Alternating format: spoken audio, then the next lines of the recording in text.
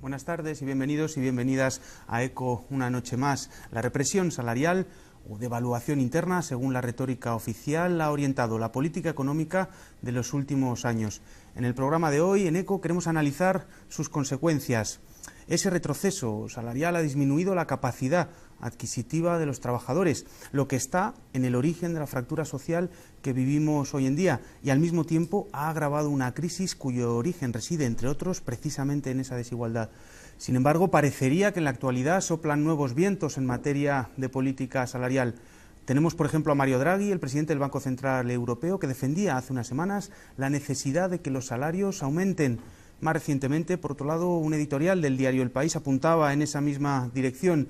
Y hace tan solo unos pocos días el empresario Antonio Catalán desafiaba al sector de la hostelería precisamente con una propuesta de similares características. Quizás sea la debilidad y el carácter efímero del crecimiento actual lo que explique la aparición de estas grietas en el discurso oficial en instancias que hasta hace bien poquito defendían lo contrario.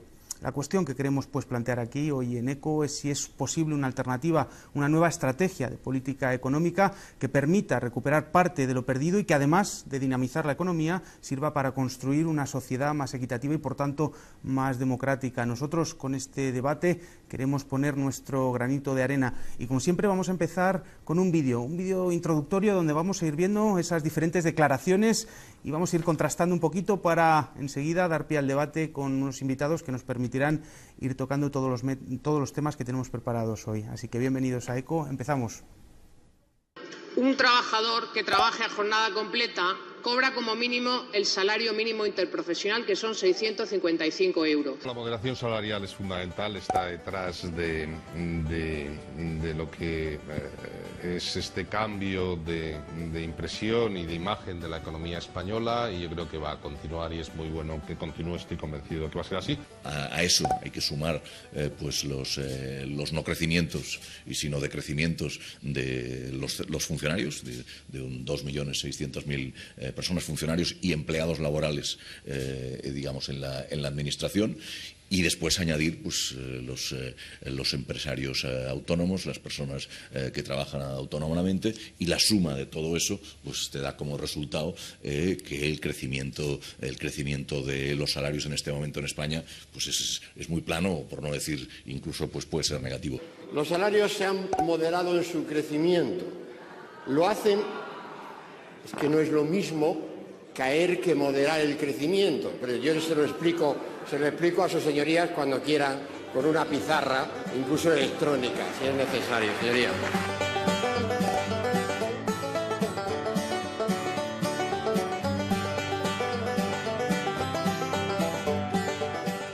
Las subidas de salarios indiscriminadas eran una máquina de generar desempleo, porque el paro, el despido, es la única válvula que quedaba en las empresas. Con la reforma laboral, ¿qué ha pasado? Que yo puedo despedir hoy a 20 días por año a toda la plantilla y empezar a contratar o subcontratar con una empresa tipo de trabajo temporal.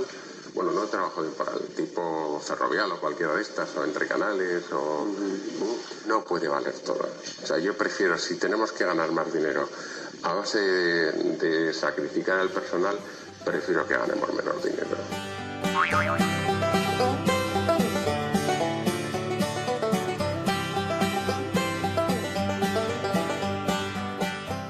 No necesariamente reducir los salarios, sino los costes fiscales. Y esto tiene un efecto multiplicador sobre los menos remunerados. Since when I was here last year, the prospects are better. The second point is that this reflects great efforts by Spanish society.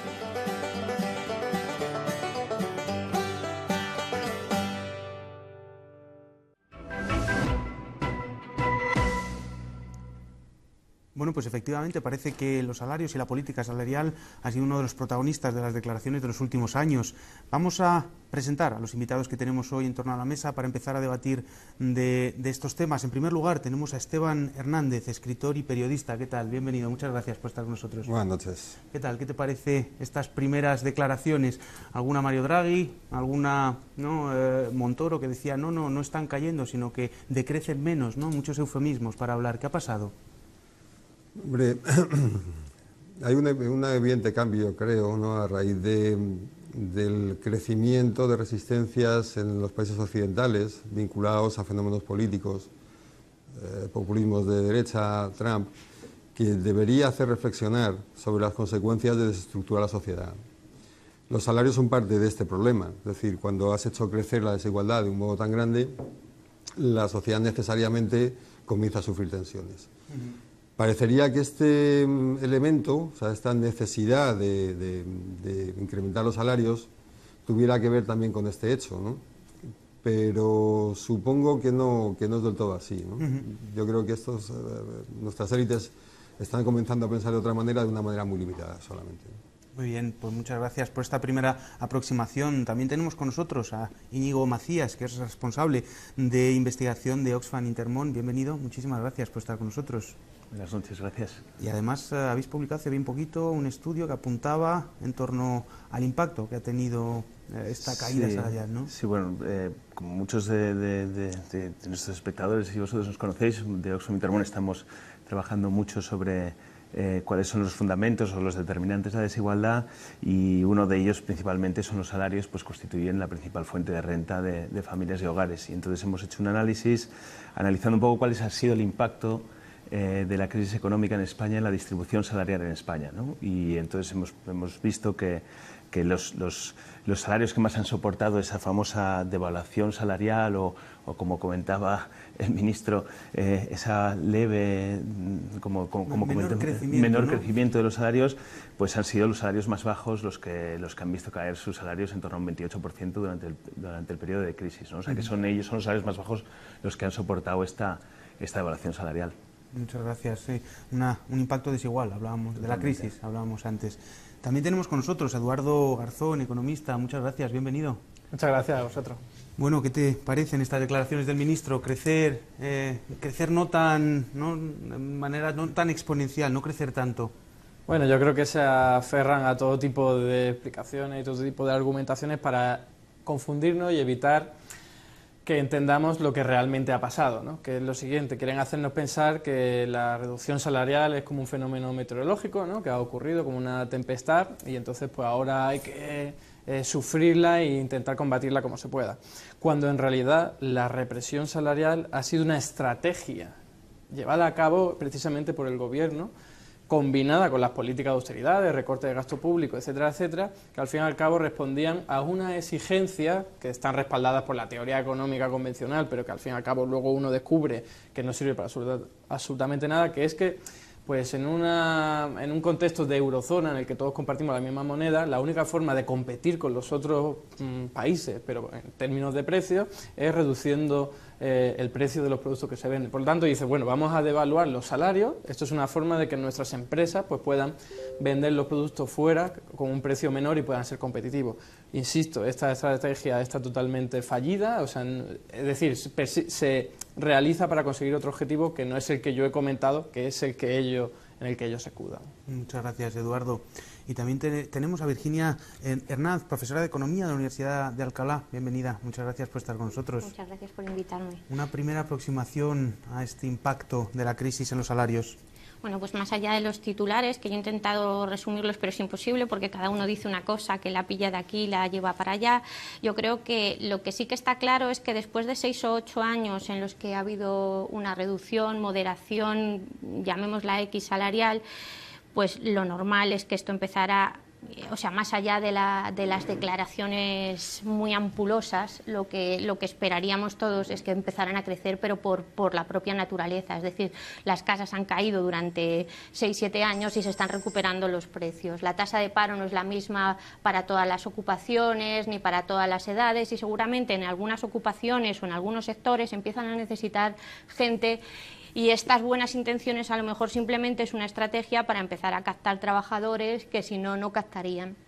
Es decir, en la lógica del mercado también cabe la subida salarial para atraer mejores trabajadores, también cabe la subida salarial porque cuando nos centramos, como decía Íñigo, en los trabajadores peor pagados o en los que más sufren la crisis es un problema, pero cuando hablamos en general de la subida salarial, hombre, dado las circunstancias macroeconómicas que a día de hoy tenemos, cierta subida salarial ni siquiera sería bien intencionada, sería lo esperable. Muy bien, pues muchísimas gracias. Yo creo que tenemos ya elementos encima de la mesa para el debate y hay una cosa de la que los 4 invitados han hablado y es precisamente de esa caída salarial. El INE acaba de publicar una estadística, por primera vez el índice de precios del trabajo, y hemos preparado una pequeña jerga para adentrarnos en cómo se calcula y los principales resultados. Vamos a ello y enseguida volvemos al debate. Jerga económica. Índice de precios del trabajo. El Instituto Nacional de Estadística ha presentado el Índice de Precios del Trabajo entre 2008 y 2014. Es un indicador que mide las subidas o bajadas del precio de la mano de obra sin tener en cuenta los factores como los cambios en la calidad y la cantidad del trabajo, el número de empleados, los despidos o los ascensos. ¿Por qué es importante? Porque nos permite saber, sin trampa ni cartón, qué ha pasado con los salarios. Hasta hoy, muchos defensores de las políticas de austeridad nos decían que los salarios no habían perdido poder adquisitivo, y para demostrarlo, usaban los cálculos de la evolución de los salarios medios. Con un sencillo ejemplo, veremos lo que este cálculo oculta. Una empresa tiene contratados a 5 trabajadores. 3 de ellos son indefinidos. Pedro y Marta cobran 1.500 euros al mes y Jaime 1.000. Y Clara y Ana son trabajadoras temporales, con 1.000 euros de sueldo cada una. Si sumamos todos sus salarios mensuales y lo dividimos entre el número de empleados, obtendremos un salario medio de 1.200 euros. Pero debido a la crisis no renuevan los contratos temporales y reducen el sueldo de los que se quedan. Ahora Pedro y Marta ganan 1.410 euros cada uno y Jaime 910. Magia. Según esto, el salario medio ha subido un 3,6%, pese a que Clara y Ana ya no cobran nada, y los 3 que se quedan han perdido entre un 6 y un 9% de su sueldo. Entonces aparecen los profesionales del INE y nos muestran mejor la realidad. Así lo calculan. Cogen lo que ganaban ahora Pedro, Marta y Jaime, restan lo que ganaban antes los 3 y calculan solo la subida o bajada de los sueldos de los trabajadores que siguen en la empresa. Ahora sí, los salarios de Pedro, Marta y Jaime han bajado un 6,7 de media. De Clara y Ana no se sabe nada, han salido del campo de visión de las estadísticas salariales. Los especialistas llaman a esto descontar el efecto composición. En cristiano, si se van los peor pagados, aunque se baje el sueldo de los que conservan el trabajo, es muy probable que el salario medio suba.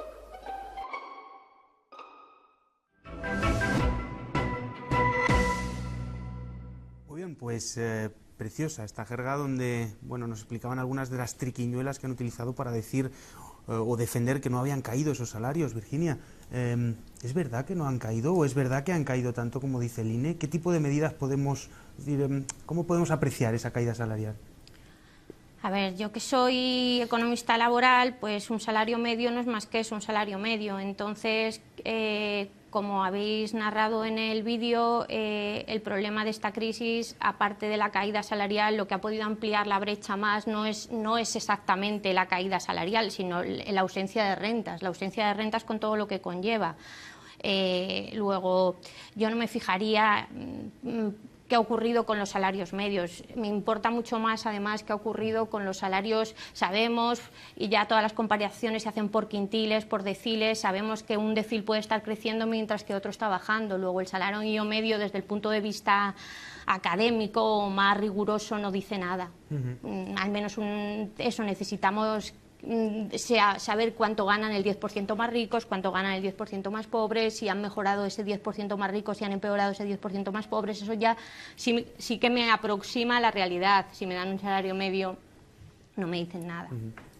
precisamente. Y en esta línea, o sea, comparto perfectamente esa idea, ¿no? O sea, la necesidad de identificar cómo evolucionan los diferentes salarios, el diferente rango salarial, ¿no? Y bueno, pues lo que al menos los datos los que ofrecen es que esos salarios más bajos son los que han sufrido una mayor... precisamente viendo el índice de precios al trabajo y cómo ha caído en los diferentes años mientras nos comentas eso, Íñigo. Sí, continúa, pero es que además esto estaremos hablando de... Si miramos, si abrimos el melón y identificamos un poco cuál ha sido la evolución de los que ganan menos salarios y de los que ganan más salarios, ¿no? Y entonces insistiendo en la idea esa, ¿no? Que han sido los que reciben los salarios más bajos, donde se han caído, donde verdaderamente los salarios se han caído, y además sin descontar a toda esa gente que ha desaparecido de las estadísticas, que eso en España es importantísimo, ¿no? Por las tasas de paro que tenemos. Pero es que además, en contraposición de esa caída de los salarios más bajos, los salarios más altos... si han disminuido ha sido muy, muy levemente. Por lo tanto, si ha existido esta devaluación salarial que ha existido, ha sido muy injusta. Han sido los salarios más bajos quienes han soportado esta devaluación salarial. Esteban, sí. Yo creo que estamos viendo un cambio de modelos y la crisis no es simplemente un momento de recesión, sino el inicio o la aceleración de un proceso. Y en ese sentido el trabajo se ha dualizado. Hay trabajo de alto valor añadido y trabajo de poco valor añadido. Y es una tendencia general en toda Europa y en Occidente. Lo cual supone que el que gana va a ganar más y el que gana poco va a ganar menos. Y la gente que está en el medio tendrá que subir o bajar en la escala. Es decir, las empresas comienzan a gestionarse de esta manera, tienden a prescindir de cuadros intermedios, a abaratar lo más posible el trabajo que creen que les va a generar menos beneficio, y a pagar más a aquellos profesionales que entienden que les van a traer los mejores resultados. Bueno, en ese contexto también se sitúa estas estadísticas, ¿no? Al margen de que, como estáis comentando, es decir, es verdad que cuando hablamos de economía, según lo que midas, quién lo mida y cómo mida, pues te dan unos resultados u otros, ¿no? Pero yo creo que esta tendencia sí es general y es una tendencia además que se agrava en la medida en que la otra parte de nuestra vida cotidiana económica, como es el consumo, también se ha encarecido muchísimo en bienes básicos, ¿no? Y en la falta de prestación también de servicios sociales por parte de las instituciones. Bueno, yo creo que si la desigualdad tiene una causa es esta, ¿no? Es decir, esa bifurcación también del mundo laboral que estamos viviendo. Yo creo que la represión salarial que viene padeciendo la economía española, en general los trabajadores, viene explicado por fundamentalmente tres factores, ¿no? Desde mi punto de vista. El primero es la enorme tasa de paro que hay hoy día, porque claro, cuando tú estás trabajando y sabes que hay 4 o 5 millones de personas llamando a la puerta porque quieren trabajar y por lo tanto pueden arrebatarte tu puesto de trabajo, eres más susceptible a reducir tu salario y tus otras condiciones laborales con tal de no perder el puesto de trabajo. Esto lo han utilizado la inmensa mayoría de los empleadores porque están abocados por la crisis o porque se quieren aprovechar, ¿no? Como veíamos que narraba el director, el presidente de la empresa hotelera, ¿no? Decía, bueno, no hace falta que ganemos tanto dinero, ¿no? Ya basta de aprovecharnos de que podamos bajar los salarios, ¿no? El segundo factor a tener en cuenta son todas las reformas laborales que ha habido, ¿no? Que se ha permitido, pues bueno, que la negociación colectiva cada vez esté más debilitada, que eso es lo que explica que luego los empleadores pues puedan rebajar las condiciones salariales, ¿no? Y hablar también evidentemente del abaratamiento del despido, improcedente, procedente, etcétera, etcétera, ¿no? Y el último factor que hay que tener en cuenta es el que está oculto y ni siquiera aparece en lo que ha recogido la jerga económica, ¿no? Y es todo ese fraude laboral que hoy día existe, que tampoco aparece en las estadísticas, ¿no? Horas extraordinarias que se realizan y no son pagadas, según el INE hay más de 6 millones de horas extraordinarias a la semana y la mitad no son pagadas. Estamos hablando también de contratos becarios en prácticas que no se paga absolutamente nada, le ofrecen la posibilidad de mejorar su currículum, absolutamente nada más. Estamos hablando también de contratos fraudulentos en el sentido de que son temporales cuando deberían ser indefinidos, acorde a la legislación del Estatuto de los Trabajadores, y hablamos pues de otra multitud de figuras también como los falsos autónomos, ¿no? Entonces, evidentemente, con toda esta retahíla de factores entendemos por qué los salarios bajan más en España, aunque sea algo generalizado. Luego vemos que en otros sectores, sobre todo en otros países, no ocurre lo mismo, ¿no? Y yo creo que fundamentalmente viene explicado por estos factores. Enseguida... Que quizás, sí. O sea, más allá de la discusión de la devolución laboral, o sea, hay otros datos que son muy impactantes y que los ofrece Eurostat, y es que un 13,1% de los trabajadores en España son pobres. Y esta es una estadística que hemos visto crecer a lo largo de los últimos años. O sea, 1 de cada 10 personas con trabajo en España no alcanza a tener un ingreso digno. Mucho más alto en la población joven, además. Muchísimo más alto en la población joven. O sea, nos sitúa a España, me parece que era en el 4º puesto en toda Europa con mayor proporción de trabajadores pobres. O sea, que estamos llegando... O sea, España ha llegado a una situación en la que tener un trabajo no te garantiza que salgas de la pobreza, que puedas satisfacer tus necesidades básicas, ¿no? O sea, que quizás la discusión de... Antes tampoco ocurría, lo que pasa que ahora el porcentaje de trabajadores pobres es mayor, ¿no? Pero quiero decir que antes de la crisis era el 12% también de trabajadores pobres. ¿Y qué impacto ha tenido esta caída salarial o esta represión salarial de la que estáis hablando en el endeudamiento familiar que conocimos pues previo a la crisis, ¿no? Quiero decir, este crecimiento con endeudamiento, en fin, ha tenido o ha podido existir, entre otras cosas, por esta incapacidad, ¿no?, de los trabajadores de poder alcanzar o satisfacer sus necesidades con los salarios, y han tenido que acudir al endeudamiento, que ha sido, entre otras cosas, una de las causas de la crisis, ¿no? Virginia. Bueno, es que esto es un poco complicado, porque yo, por ejemplo, que he vivido en Alemania, lo del endeudamiento, también los bancos aquí dan posibilidades de endeudarse que en otros países no existen. O sea, y eso también crea hábitos de consumo que a lo mejor en otros países no existen. Pero es que yo, de todas formas, creo que con todos estos... O sea, yo he ido apuntando cosas y cada vez nos vamos alejando un poco más de lo que era el tema central. O sea... La tasa de paro es el ejército de reserva, quiero decir, y a mí no me sorprende que haya gente viviendo por debajo de la pobreza si aún tenemos un 20% de paro. Quiero decir, el modelo más conservador y el modelo más de libre mercado considera que la tasa de paro, pues efectivamente va a actuar como un susto muerte. O sea, ¿usted qué prefiere, ganar poco o estar parado? De hecho, es que ni toda la reforma que se hizo de los ERES en un estudio reciente que hemos hecho, porque tú decías, los propios trabajadores han aceptado en grandes compañías automovilísticas y demás reducir su salario vía reducir las horas y los días trabajados, porque era eso o nos llevamos la producción de no sé qué modelo a otro país. Entonces, claro que todas estas cosas han contribuido a que se reduzcan los salarios, pero es que tenemos un mercado muy disfuncional y en el que todo este tipo de cosas no se ha hecho nada para solventarlas. Todavía no tenemos políticas activas de empleo que vayan a afrontar esta tasa alta de paro, analizando los diferentes elementos que están influyendo para que esa tasa de paro sea tan persistente. Y tú dices, somos el 4º país de Europa en pobreza, somos el 2º en tasa de paro. Es mucho peor estar parado que ganar poco. No digo con esto, no estoy justificando, cuidado, estoy diciendo qué triste es tenernos que mover entre susto y muerte. Y luego habláis del abaratamiento del despido, del fraude laboral. ¿Por qué la supervisión del fraude es tan escasa? ¿Por qué la supervisión de si se cumple con los contratos es tan escasa? O sea, es meter en el mismo saco a todos los empresarios, y me imagino que algunos realmente lo han pasado mal, otros directamente se han forrado porque no hay una supervisión seria. No, pero el problema no es la actitud individual de cada uno de ellos, que puede ser en un caso muy respetable, en otro menos, ¿no? Sino el contexto generalizado. Cuando estamos hablando de negociación colectiva, es que el problema hoy en el mundo laboral es que las leyes sirven de muy poco. Y tú acabas de citar un ejemplo. Si la opción es me llevo la fábrica de aquí o aceptáis esto, desestructuras todos aquellos mecanismos de negociación que podían ponerse en la mesa para hablar más o menos de igual a igual.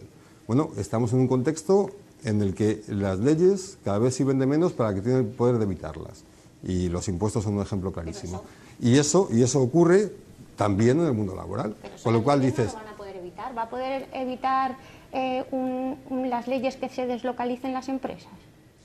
Te estoy diciendo precisamente, sí se puede evitar. ¿Cómo no se va a poder evitar mediante una ley muchas cosas? Es decir, el problema no es eso, el problema es que hoy las leyes no están pudiendo evitar nada de esto.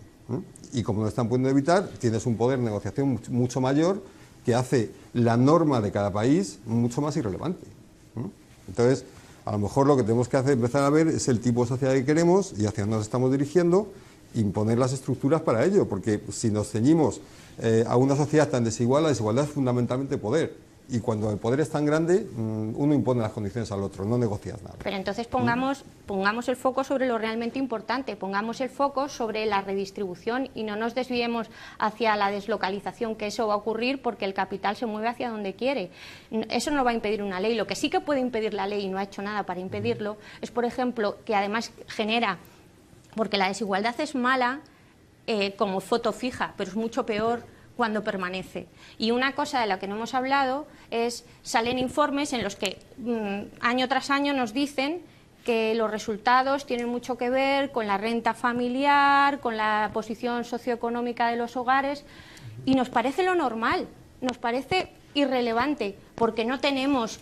Y esta brecha que ha ocurrido durante estos años, la mayor incidencia en el largo plazo la va a tener vía la falta de formación o educación que han tenido los hijos de esos hogares, porque no hay una política pública de educación que intente paliar esa desigualdad a largo plazo.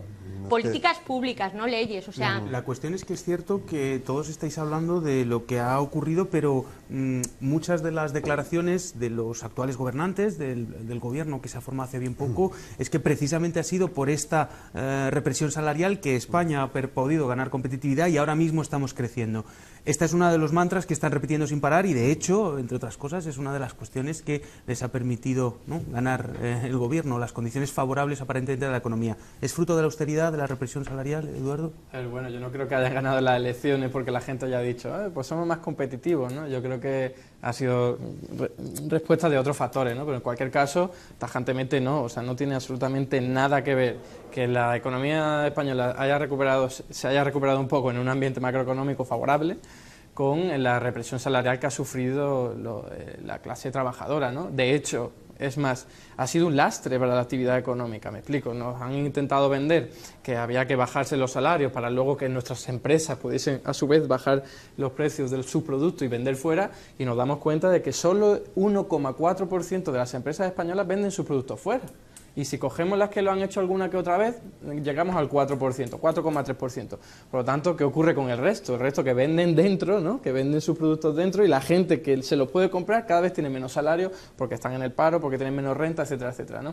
Entonces, claro, nos damos cuenta de que en absoluto eso ha servido, que quizás ha servido para que algunas empresas exportadoras les vaya mejor, pues puede ser, pero de todas formas antes de la crisis les iba bien, tenían una tasa de exportación, una tasa de cobertura exportadora muy buena, iban creciendo sus exportaciones, y en todo caso aquí la cuestión es otra. La cuestión es que evidentemente se ha intentado pues contener el gasto de la gente, de la familia de empresas, para que no haya tantas importaciones, y eso ha mejorado pues el saldo comercial, ¿no?, como se suele llamar, pero al fin y al cabo eso ha también tenido una consecuencia muy negativa, y es que hoy día la gente apenas tiene dinero para comprar en las empresas de aquí, y acabo diciendo un dato que es muy relevante, ¿no? Se le pregunta en el Banco Central Europeo, hay una encuesta que va preguntando a las empresas y dice, oye, ¿cuáles son vuestros principales problemas? El principal problema de la mayoría de las empresas es que no tienen suficientes clientes. Y si cogemos la encuesta del Instituto Nacional de Estadística, vemos que el 94% de todas las empresas responde a la pregunta de ¿por qué no has contratado a nadie? Responde lo siguiente, no me ha hecho falta, no porque tengan los salarios más elevados, porque no puedan competir internacionalmente con otras empresas, es porque no le ha hecho falta contratar a nadie, ya que no tienen gente yendo a su establecimiento, a su empresa para comprar sus productos, ¿no? Un apunte rápido, es que muchas veces la economía se mueve una especie de fórmulas mágicas, yo bajo los salarios, con lo cual se contrata más gente, no, y este es un ejemplo de que no, pero al final acaban dibujando un panorama conforme a las creencias previas, pero no responde a la realidad. ¿El crecimiento que estamos viviendo a qué responde? Si no, ¿ha tenido algún impacto la caída de los salarios o no ha tenido ningún impacto? ¿O cuál es la naturaleza del crecimiento? ¿No tiene nada que ver? Es una pregunta que lanzó. Quizás no conteste esa pregunta, pero retomando un poco, o sea, la idea esta de bueno, que ganamos competitividad, ¿no?, y que ahora parece que ya estamos en la senda, con una tasa de paro del 20%, con las 600.000 familias, 700.000 familias en las que ningún miembro tiene ningún ingreso, creo que decir que ya estamos en la senda adecuada, vamos, creo que queda muchísimo por avanzar y por asegurar que este crecimiento económico que haya sea inclusivo. O sea, con el crecimiento económico que estamos experimentando no es suficiente para luchar contra la desigualdad y para luchar contra la pobreza. O sea, está claro que no podemos esperar fórmulas mágicas o que este crecimiento económico caerá del cielo y esto hará reducir la desigualdad y reducir el número de personas pobres en España. O sea, se necesita políticas activas para promover que este crecimiento económico, ese dinamismo económico, se transforme en oportunidades. El mercado laboral es uno de los principales mecanismos a través de los cuales el dinamismo económico, o cuando es positivo y cuando es negativo, se traslada sobre la población, pero hay que aprovechar este momento para crear empleo y para crear un empleo en condiciones digno, ¿no? Virginia. No sé, yo Irlanda también está creciendo, quiero decir, países que se dieron una gran torta como nosotros, por decirlo pronto y rápido, también están observando esta recuperación. Somos países relativamente pequeños que no marcamos solo tendencias, en parte tiene que ver con lo que hemos hecho, pero en parte tiene que ver con el entorno que nos rodea. Es decir, nuestro crecimiento, decir que es un fenómeno nuestro, me parece cuando menos osado. Y en esa misma medida, retomando el ejemplo de Irlanda, porque estaba pensando en Irlanda, a pesar de la crisis, han seguido haciendo muchas políticas sociales que se ha traducido en que algunos indicadores hayan mejorado cuando de una forma o de otra están saliendo de la crisis. Insisto, lo que a mí me preocupa es: podemos asumir que tener un 20% de paro o tener un 15% es propio nuestro. Podemos asumir que tener un fracaso escolar de no sé cuánto es inherente a nosotros. O podemos asumir, más allá de las leyes, que necesitamos todo un programa de redistribución que tenga en cuenta esta gente que se ha quedado fuera durante la crisis y que le va a costar mucho volver a entrar. Porque que el país en media crezca, como hemos dicho antes, no quiere decir que todo el mundo crezca. Y quedarse atrapado en la pobreza tiene consecuencias muy graves, porque salir a largo plazo es cada vez más difícil. O sea, si tú creces en un hogar pobre, tus probabilidades de ser pobre aumentan exponencialmente. Bueno, pues yo creo que esta primera parte del programa nos ha servido para darnos cuenta o hablar un poquito del impacto de la caída salarial, pero queríamos dedicar la segunda parte a ver esas posibilidades, a inyectar un poco de optimismo en la mesa y ver si es posible revertir esta tendencia que hemos experimentado y que nos han estado comentando los invitados. Es decir, ¿se pueden incrementar los salarios? Es la primera pregunta. ¿Es posible hacerlo?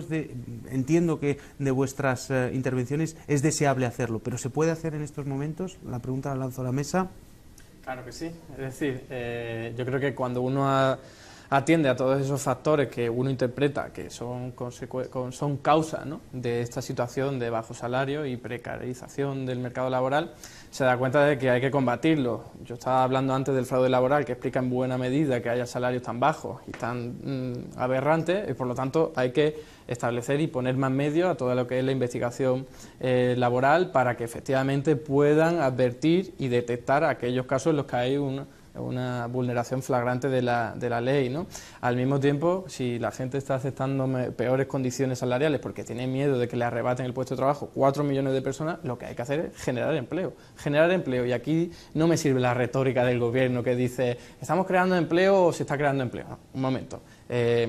Si hay 4 millones de personas y las empresas privadas no los contratan, no me parece que sea un problema de formación, como quizá se ha podido mencionar aquí en la mesa, porque hay arquitectos, hay médicos, hay de todo tipo de cualificaciones muy avanzadas que se están yendo fuera del país. A mí me parece que lo que ocurre es que sencillamente a los empresarios no les hace falta trabajo, ¿no? Y vuelvo a hacer referencia a la encuesta del Instituto Nacional de Estadística. Dice, el 94% de las empresas dicen no contrato porque no necesito trabajadores. Por lo tanto, si las empresas privadas no lo van a hacer porque la economía está muy endeudada, ¿no?, la familia de las empresas, las propias la familia y también las propias empresas, etcétera, etcétera, lo que hay que hacer es generar empleo desde el ámbito público, que es el único capaz de decir, no hace falta que esto sea rentable económicamente y además a corto plazo, sino que se puede hacer de otra forma. Y como hay 4 millones de personas que pueden, saben y quieren trabajar y al mismo tiempo muchas necesidades sociales, ecológicas, culturales por ser cubiertas, lo único que hay que hacer es vincular eso, ¿no? Y evidentemente generando un empleo de estas características, hasta consiguiendo que la tasa de paro se reduzca y por lo tanto el miedo de la gente a perder su puesto de trabajo se reduzca y con ese proceso también las posibilidades de perder condiciones salariales y laborales. Esteban. Hombre, ¿es necesario que suban salarios? Sí, ¿no? Sería conveniente también, ¿se va a hacer? No. Yo insisto en que estamos en un momento de transición de un sistema a otro y lo que nos ofrece el futuro, bueno, los informes que se pueden leer es que en 15 años, 10-15 años va a desaparecer buena parte del empleo porque va a ser automatizado. Hay una tendencia enorme a la concentración en el ámbito empresarial, lo cual supone también una mucha menor oportunidad porque contratan menos trabajadores y también porque hay mucho menos espacio para pequeños empresarios, ¿no? Hay una tendencia a la rentabilidad, ¿no?, que impone el mundo financiero, que exige, por supuesto, ¿no?, que se gaste menos en las empresas.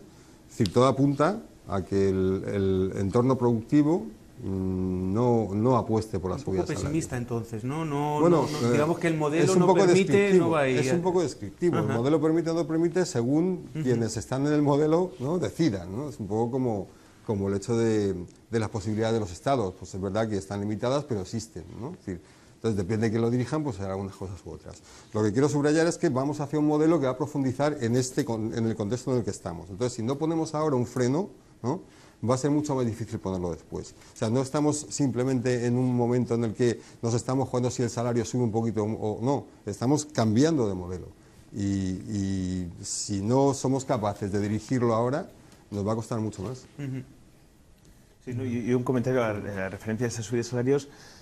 Claro, también aquí estamos hablando de salarios promedios. O sea, claro, a mí lo que me gustaría también hay unos salarios que está claro que tendrían que crecer más que otros. Hay la estructura salarial que tenemos en España, hay unos salarios que son muy altos, unos salarios medios y unos salarios bajos. Esa subida salarial, primero, como ha comentado la compañera, primero, crear empleo, eso es fundamental en este país, pero luego, segundo, esa subida salarial quizás tendría que ir más dirigida a aquellos salarios pues que estamos en unos niveles que son paupérrimos, ¿no? ¿Una subida del salario mínimo interprofesional? Una subida del salario mínimo interprofesional, hablar también de pues, analizar si deberíamos establecer o si se debería establecer, promover, incentivar unas escalas salariales, unos límites de las escalas salariales, diferencias entre unos topes salariales, o diferencias, más que topes, diferencias salariales entre salarios máximos y medios o mínimos, ¿no? Pues hablar de estos temas para que de alguna manera, o sea, lo que reflejan los estudios es que cuando la economía crece, todos los salarios bajos y altos crecen. Los altos suelen crecer con mayor intensidad que los bajos, pero es que cuando la economía va mal, son los salarios más bajos los que se llevan el gran golpe, ¿no? Y por lo tanto estamos con un proceso de divergencia, ¿no? Y por lo tanto aumentar salarios sí, pero bueno, tengamos en cuenta que quizás hay unos salarios que los necesiten mucho más que otros, y además por la propia relación que hay entre ¿no? El salario en teoría tiene que ser el valor de la productividad marginal y lo que vemos es que para no todos es lo mismo, para no todas las personas dentro de un mismo centro de trabajo es lo mismo. En las grandes empresas además se ve con estas diferencias se ve con mucha mayor intensidad, ¿no? Pero que aumentar salarios, pero que tengamos en cuenta que hay unos salarios que quizás tienen que crecer más que otros. Virginia. No, un poco en la misma línea. ¿Se pueden subir los salarios? Se pueden subir y se van a subir. Otra cosa es que no suban los de aquellos que más lo necesitan. O sea, claro que van a subir los salarios, pero ¿los salarios de quién? Entonces, si lo que realmente nos preocupa son los aspectos redistributivos, lo que deberíamos es poner el foco directamente en políticas redistributivas y llamarlo así directamente, porque... ¿Cómo cuáles? ¿Políticas redistributivas exactamente qué tipo? Desde el ex ante, asegurarnos que realmente las oportunidades son para todos iguales a la hora... O sea, lo que estamos hablando aquí, se está hablando de un cambio de modelo, los autores americanos ya lo han detectado para Estados Unidos, un grupo de trabajadores donde los salarios crecen y sus condiciones mejoran, y un grupo de trabajadores quizá también poco cualificados donde los salarios decrecen pero mantienen puestos de trabajo. Y lo peor quizá a la mitad, todos esos trabajos que antes eran medios y que van a desaparecer por la propia mecanización. Pero la historia es, ¿estamos preparando a nuestros jóvenes, a nuestros niños para que realmente se posicionen adecuadamente el día de mañana, o estamos reproduciendo el modelo para que a la mínima vayamos a tener la misma respuesta por parte del mercado de trabajo? Y en esa línea siento discrepar un poco con el compañero, pero no todos los que están ahora mismo parados, desgraciadamente, saben saben hacer algo que demande el mercado. Y la pregunta es, ¿queremos que esa gente vuelva en la misma línea? ¿Queremos que esa gente vuelva a trabajar o tenemos que darles directamente una renta de garantía que les permita estar ahí? Un segundo, que ya termino, porque quiero decir, más carreteras no necesitamos. Creo que ha quedado claro los últimos días que más carreteras no necesitamos y como eso podría enumerar otra serie de cosas y gente que se dedicaba a hacerla. Y esta gente no tiene fácil la transición a otro trabajo, pero ¿tenemos la obligación, la asumimos como sociedad, de darles a esta gente una salida o les dejamos en el limbo porque no tienen la edad de jubilación, tampoco tienen la edad de... Eso es lo que me pregunto. Y si nos basamos en aspectos redistributivos, el salario mínimo no nos sirve, porque hay gente que ni salario mínimo ni nada. Pero precisamente por eso a la gente que peor cualificación tiene, que no consigue un puesto de trabajo en el mercado, si le da formación tampoco va a resolver el problema, va a ser un parado muy formado, pero va a seguir siendo parado. Entonces, la respuesta a la pregunta que hacía, yo respondía de la forma lo que lo estaba haciendo antes.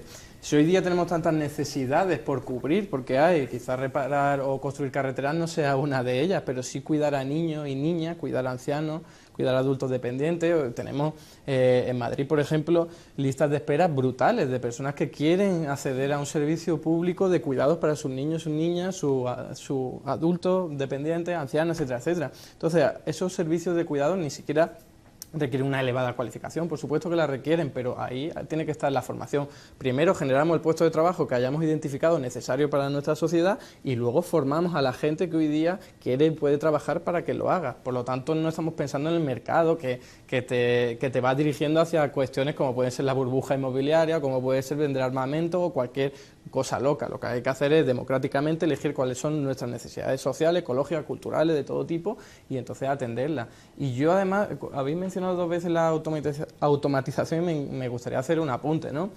No es para nada, desde mi punto de vista, un factor que explique el desempleo ni en España ni en ningún otro sitio, al menos a día de hoy, ¿no? Porque cuando uno va a ver qué economías son las que mayor densidad robótica tienen, se da cuenta de que son las economías con unas tasas de paro de las más bajas del planeta, ¿no? Me estoy refiriendo a Singapur, a Japón, incluso Alemania, e incluso Estados Unidos, ¿no? Entonces vemos que evidentemente el problema de la automatización quizás si lo es en el futuro, no en la actualidad, ¿no?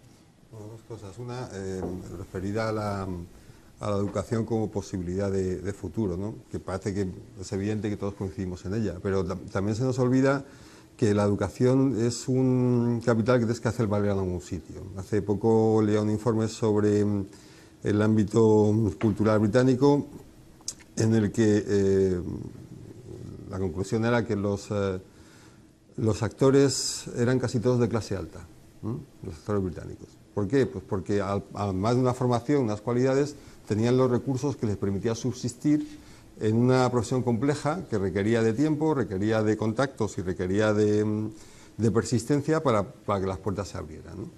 Bueno, había gente muy cualificada, pero no tenía esos recursos adicionales.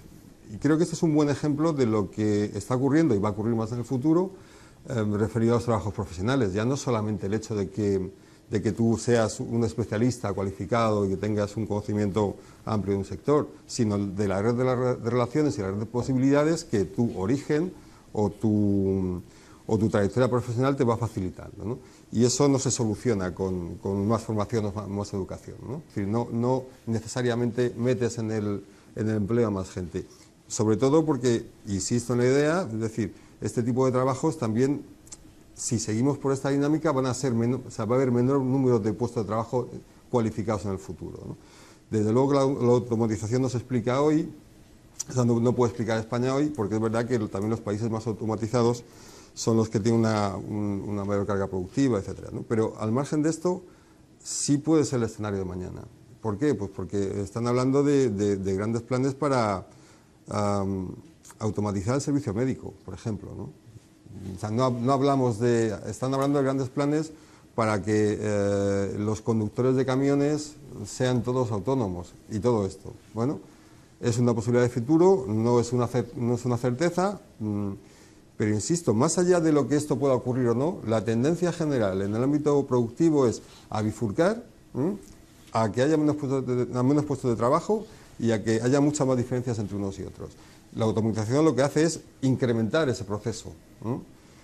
Bueno, insisto, yo creo que al final el problema es qué tipo de sociedad vamos a crear, porque yo sí creo que, hablando del salario mínimo, solucionas un problema coyuntural, pero necesitamos mucho más dinero en el sistema, necesitamos mucha más gente que produzca y mucha más gente que consuma para que la economía, ¿no? Entonces, funcione. Con lo cual, si no hacemos eso, si no giramos la economía hacia otro lugar, ese tipo de medidas son útiles, pero no solucionan el problema de fondo. Bueno, y en ese girar la economía, una pregunta que sí me gustaría haceros dentro, y sabiendo que estamos inscritos en un proceso de integración que es la Unión Europea y que marca ciertas reglas y que, entre otras, marca la política fiscal que se tiene que aplicar en España, ¿cabría algún tipo de medida a nivel europeo de este tipo, de salario mínimo europeo o de incrementos salariales coordinados en la Unión Europea? ¿Es posible algún tipo de ese escenario o es un escenario completamente imprevisible dentro del futuro cercano? Bueno, parece que no va en Europa. A mí, viendo los últimos acontecimientos en Europa, me parece que pensar que nos va a venir algo así desde Europa, bueno, también podemos pedir una carta a los Reyes Magos. Quiero decir, yo creo que ahora mismo... Estaban pensando, ¿no?, ante la amenaza populista, precisamente, algunos de las declaraciones de las últimas semanas iban hacia, bueno, girar un poquito, o digamos pausar, o relajar un poquito la austeridad, la necesidad de que Alemania incrementara salarios, en fin, en esa dirección. No sé si va a hacer, pero por lo menos puede ser que la amenaza de ciertos países centrales pueda, ¿no?, meter un poquito de presión. No hay posibilidades. No, yo sé, ojalá. Yo lo que digo es que empiecen a decir que se relaje la austeridad. Insisto, a mí me parece lo razonable después de 8 años pidiendo lo contrario. Lo un poco increíble sería que se pidiera más austeridad porque no tendría ya cabida, o el margen de austeridad sobre la austeridad no sé muy bien de qué tiraría. Yo creo que lo que toca es cambiar un poco de discurso. Otra cosa es cómo eso se lleva a cabo. En cuanto a lo que hablábamos de las políticas sociales o de cómo desarrollar eso, no es gratis, tiene costes. Y yo lo que observo es en el discurso político es que hablar de subir impuestos o hablar de cómo financiar ciertas cosas, a todos los lleva a la zona gris.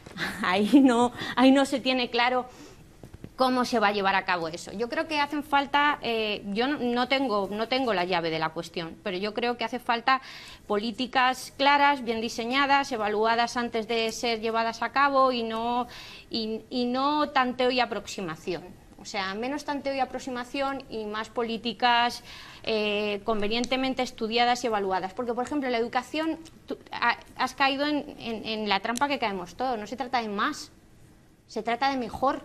O sea, igual, es irrelevante. No es irrelevante. El capital racional que te permite hacerla valer, da igual. La tasa de paro de los más... O sea, es... No quiero acusarte de nada, con lo que lo vamos a dejar. Es un pequeño error, pero quiero decir, todos sabemos que la tasa de paro de los universitarios jóvenes es la mitad. Y todos sabemos que el salario de los universitarios, aunque a corto plazo... Han ocupado los puestos de no cualificados, perfecto, estupendo. Y han desplazado a los otros hacia abajo, bien. Claro, eso es lo que estoy diciendo. Bien, entonces, ¿la formación sirve para qué? ¿Para trabajar de camarero? Estupendo. No. Pero es que a lo mejor... O sea, para competir con el otro y sacarlo del mercado. Pero a lo mejor tenemos los puestos que hemos sido capaces de crear con la educación que hemos recibido. Quiero decir, queremos que haya empleo, pero no sabemos crear empleo. No nos enseñan a crear empleo en este país. Porque de la esfera individual no se puede. ¿Cómo que no se puede? España tiene uno de los niveles de emprendimiento de los mayores de Europa. Lo que ocurre es que al mismo tiempo es un negocio también... Y a los alemanes que los ha tocado Dios con la mano de... No, lo que pasa que... Alemania de hecho tiene un nivel menor de emprendimiento que España, pero te voy a explicar por qué ocurre en España eso. Lo que ocurre es que se abren muchísimos negocios y la inmensa mayoría cae. ¿Por qué? Porque no hay suficiente demanda adquisitiva para que estas nuevas ideas, por muy buenas que sean, salgan adelante, ¿no? Entonces la generación de empleo hay que hacerla, pero eso no corresponde solo al ámbito privado. De hecho, por ahí no hay apenas salida. Lo que hay que hacer es, como yo decía, de alguna forma democráticamente identificar las necesidades que hoy día hay, que existen y no son pocas, y a partir de ahí crear los puestos de trabajo. Yo, a tenor de la pregunta que hacía Iván, que dice, ¿desde Europa qué se puede hacer? Bueno, yo lo del salario, la verdad que me parece muy difícil de configurar, ¿no? Con calidades de vida y precios diferentes tan diferentes en los países. Pero sí se me ocurre una forma. Si hoy día de llevar a cabo este tipo de políticas, ¿no? Al menos, que es, si hoy día el Banco Central Europeo está creando 80.000 millones de euros cada mes de la nada, porque crea el dinero y lo que hace es comprar activos financieros a los inversores financieros, ¿por qué no dedica ese nuevo dinero que crea a generar puestos de trabajo y a financiarlo? Y eso lo podría hacer en torno a toda la eurozona, y yo creo que sería una medida muy potente. Lo piden premios Nobel, lo pide el Parlamento Europeo también. Lo que ocurre es que, bueno, pues la ideología de la eurozona pues no va por ahí. Para el pueblo, ¿no? Sí, expansión cuantitativa para el pueblo. Financiación monetaria directa lo llaman. Pero es sorprendente lo que comentabas, porque es cierto que en un contexto de inestabilidad y con los populismos a las puertas, por así decirlo, lo cual ha generado una enorme controversia y gran agitación, no se sea capaz de girar un poquito en el tipo de política, ¿no? Porque antes hablábamos un poco de más austeridad menos, que tú tienes el caso griego, es decir, ¿cuál es el siguiente paso? El siguiente paso es incrementar la presión sobre lo que se estaba haciendo, no variar la política respecto a Grecia, ¿no? Bueno, pues eso yo creo que es un buen ejemplo de lo que se hace en la eurozona. En lugar de girar y dar más maniobra, persistir en las mismas ideas. Bueno, pues estamos llegando al final, un tema interesante, el salario como campo de batalla. Vamos a ir terminando con el minuto final que vamos a dar a nuestros invitados para que cierren y nos permitan tener esas conclusiones finales del debate que hemos tenido. Vamos a empezar con Ignacio. ¿Qué tal? El debate, ¿qué te ha parecido? Muy interesante. Interesante. Sí, y un minuto final, lo tienes para ti. Pues bueno, destacar la idea de que hay que volver a centrar la discusión, el debate en torno al mercado laboral y salarios, porque es uno de los principales canales a través de los cuales el crecimiento económico pues acaba trasladándose a las familias y los hogares, y es el momento de crear empleo, es el momento de que aumenten los salarios, pero especialmente aquellos salarios de las personas que cobran unos salarios que son tremendamente bajos y que son los que han soportado esta evaluación salarial. Gracias, Íñigo. Virginia, un minuto final. Pues para no repetirme, creo que es importante que nos centremos en estas personas que han sufrido estas caídas salariales más, pero no solo desde el punto de vista de los salarios, sino a lo mejor con políticas redistributivas que vayan más allá de los salarios, porque a medio o largo plazo la única forma de subir sosteniblemente los salarios es generar más valor añadido, y tú lo decías, las empresas más los países más automatizados tienen menos tasas de paro. Pero, perdonad que vuelva a mi argumento, pero es que no sale el Silicon Valley o no surgen en la India estos grandes polos de desarrollo en cualquier sitio, surgen en sitios donde han sido capaces de hacer. No sé cómo se hace, no digo que sea la panacea de todo, pero obviamente si somos capaces de crear una sociedad que sea capaz de producir algo que conlleve mayor valor añadido, nos va a resultar más fácil subir los salarios que si tenemos que hacerlo generando algo que apenas genera valor añadido. Muchas gracias, Virginia. Eduardo. Yo creo que hay que tener en cuenta, primero, que los salarios hayan caído no ha sido un fenómeno meteorológico, ha sido una estrategia llevada a cabo por los gobernantes, combinada con la política de austeridad, con la idea, nos decían, de poder competir en igualdad de condiciones o mejor que con otras economías y así salir adelante de la crisis. Bien, eso no ha ocurrido en absoluto, en todo caso se ha superado el estancamiento debido a otro tipo de factores, y ahora nos damos cuenta de que todas esas estrategias que se han aplicado de reformas laborales, de todo tipo de permisión de fraude laboral, etcétera, etcétera, han conllevado una represión salarial brutal. La forma de salir adelante con ello es precisamente, por un lado, crear muchísimo empleo. Si no lo va a hacer el sector privado, como estamos viendo que no lo hace, tiene que intervenir el sector público y, por supuesto, combatir todos los niveles de fraude laboral que hay hoy día, que ni siquiera se está respetando la legislación que está actualmente vigente. Muchas gracias, Eduardo. Esteban. Bueno, una precisión, Silicon Valley surge donde surge porque está al lado de los que tienen el capital financiero para poner el dinero y poder desarrollarlos. Si lo tuviera España, surgiría en España, porque las ideas se mueven de un lugar a otro, no tienen ningún problema para trasladarse, ¿no? Nuestra sociedad está viviendo momentos bastante complicados. Es decir, hay mucha gente que no llega a fin de mes, gente que llega a fin de mes ajustada y gente que ha perdido esa confianza en el futuro que tenía.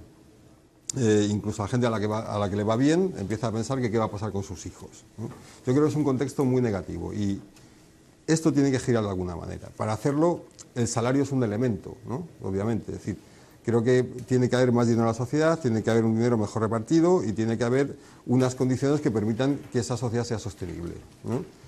No vamos hacia ahí, pero deberíamos, ¿no? Y entonces creo que es hora un poco de salirse de la economía ortodoxa, de empezar a pensar otras fórmulas, de analizar otras posibilidades y de dejar de mirar el presente, ¿no?, con los ojos del pasado, ¿no? Si antes hablábamos de la automatización y cómo están mirando el presente con los ojos del futuro, creo que nosotros deberíamos empezar a hacer lo mismo de una perspectiva que permita sociedades sostenibles, ¿no? Y no lo estamos haciendo desde el punto de vista económico especialmente. Muy bien, pues muchísimas gracias, Esteban, Eduardo, Virginia, Íñigo, muchas gracias. Un placer haber estado con vosotros. Hemos aprendido un montón, yo creo que tenemos un montón de elementos de análisis para entender la situación y para entender cuáles son las vías donde se puede o por donde puede caminar la economía en los próximos tiempos. En cualquier caso, nosotros, como siempre, no queríamos acabar sin recomendar un par de libros. El primero de ellos es precisamente de uno de nuestros invitados, Esteban Hernández, Los límites del deseo, de la editorial, lo tenía aquí, Clave intelectual. Bien, un libro en el que a modo de ensayo nos permite entender muchas de las claves de las que hemos hablado aquí. El segundo de los libros, queríamos también recomendaros Metáforas para entender la crisis y no volver a repetirla, de la editorial Sin Fronteras, para comprender la pobreza, sus causas y mecanismos. También una de las cuestiones que hemos estado hablando aquí, el impacto de los salarios en la pobreza, pues también otro elemento de análisis que podéis tener aquí. Nosotros nos despedimos, este es el último ECO de 2016 y nos despedimos hasta la próxima temporada, donde vendremos con más novedades, más programas, más temas, siempre con una mirada crítica para sacar los colores a la economía, y aquí estaremos una vez más en ECO. Muchísimas gracias y a difundir el programa.